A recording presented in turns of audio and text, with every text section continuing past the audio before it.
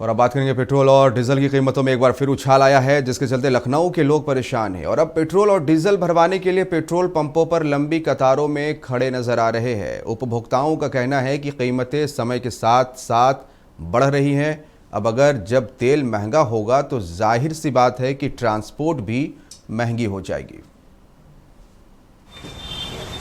Middle east में जिस तरीके से अभी तनाव चल रहा था, अमेरिका और ईरान के बीच में युद्ध चल रहा है। हालांकि सुलह समझौता की कोशिश की जा रही, तमाम सारी बातें आई, लेकिन अगर बात की जाए देश और दुनिया की तो भारत पर भी उसका असर पड़ रहा है। और सबसे बड़ी बात यह है कि जिस तरीके से आम पब्लिक की जेब में बार बार महंगाई की मार पड़ रही है, इससे इस युद्ध की तरफ लोगों का ध्यान और आकर्षित हो रहा है।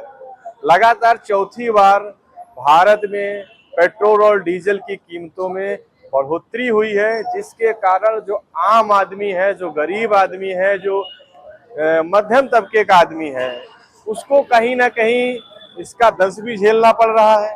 क्या कुछ कहना चाहेंगे आप, जो पेट्रोल डीजल के दाम महंगे हो गए?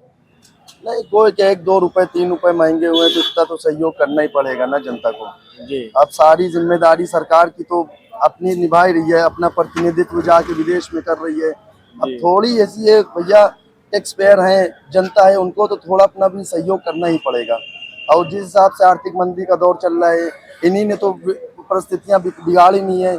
जो अंतर्राष्ट्रीय लेवल पे ईरान जंग, जो सुपर पावर जब जंग में कूद गया है अमेरिका, तो उसको देखते हुए ट्रेड मतलब कहीं कहीं शेयर बाजार ध्वस्त हो गया, फॉरेक्स रिजर्व ध्वस्त हो गया, फॉरेक्स मार्केट बाहर की ध्वस्त हो गई। तो उस चक्कर में तो असर पड़ेगा कहीं ना कहीं। भैया, तेल डलवा रहे हैं, चौथी बार महंगा हुआ तेल, आप क्या कहना चाहते हैं इस पर? देखिए, इसमें हम लोग क्या कहें, हम लोग की मजबूरी, हम लोग डलवाते हैं, काम कर रहे हैं। जी। नहीं, सरकार से कुछ कहना चाहेंगे? जी नहीं। जी।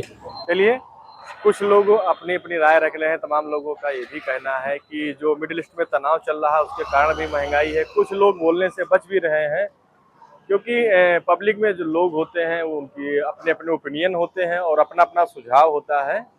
हालांकि ये तो बात सत्य ही है कि जब महंगाई बढ़ेगी तो लोगों पर उसका असर पड़ेगा। और दूसरी बात ये है कि ईंधन बचाने की और यातायात के जो सार्वजनिक साधन है उनका प्रयोग करने के लिए प्रधानमंत्री मोदी ने अपील की है, उसका भी असर है। आगे की खबरों के लिए बने रहिए।